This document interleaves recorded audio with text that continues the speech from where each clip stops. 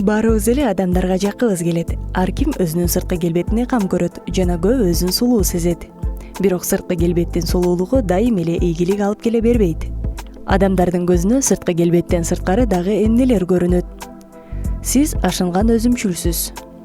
Көп адамдар өзүн гана көрүшөт. Дүйнөнүн борбору мен эле деген мамиле кылышат, бирок аны өздөрү байкашпайт. Эгер маектешүүдө сиз өзүңүз жөнүндө темадан башка темага буруу оор болсо, эгер сиз тууралуу маектешиңиз кандай ойдо болуп жатканда башыңызды да ооруткуңуз келбесе, анда ал сиздин сулуулугуңузга баа бербесе деле керек.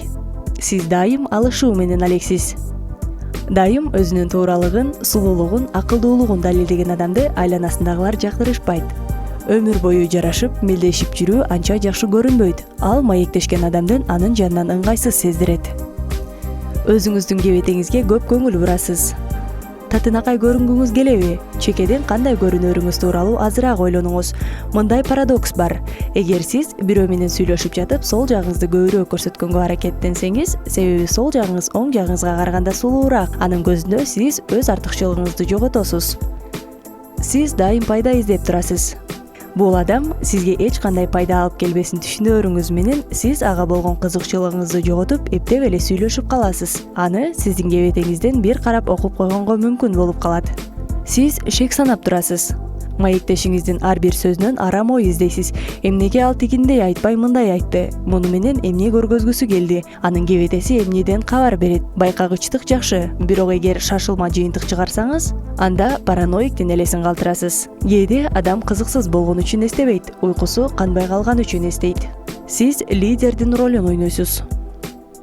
Лидерлик сапатыңыз болгону жакшы, бирок ыңгайлуу шарты келип калса эле аны көрсөтө берген туурабы? Достук, мамиле — бул теңчилик дегендик. Эгер бардыгы үчүн чечим кабыл алууга жан талашсаңыз, башкалар сизге рахмат айтаары күмөн. Сиз даттанганды жакшы көрөсүз. Сиздин бактысыз жашооңуз тууралуу башка бирөөлөр угуп олтуруп ырахат алат деп ойлойсузбу? Даттана берген адам жаңылыштык жаратат. Ушундай татынакай болсо дагы адамдар болгону бир каалоону чакырат, батыраак анын коомунан алыстоону.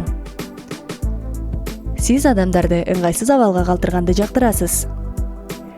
Тегерегиңиздеги адамдар тууралуу сиздин ырайымсыз сөздөрүңүз балким сиз үчүн ачуу чындыкты айтып жаткандай сезилет. Ооба, бирөөнү кемсинтүү максатында атайлаган же аны ыңгайсыз абалга калтырган сөздөр башка маектештердин көңүлүн бурат, бирок алар сизди жакшы көрүп көңүл бурушпайт. Сиз ишеничтен чыккансыз. Эгер адам жардамга кайрылса, сиз эмне кыласыз? Колум бош эмес деп кутуласызбы же сөздү башка нукка бура саласызбы? Ооба, баш тарта албоо өтө деле пайдалуу эмес, бирок адамдарга жардам берүү бул нормалдуу жана табигый көрүнүш. Ошондой эле изилдөөлөргө кайрылсак, боорукер адамдар сырттан сулуу көрүнүшөт.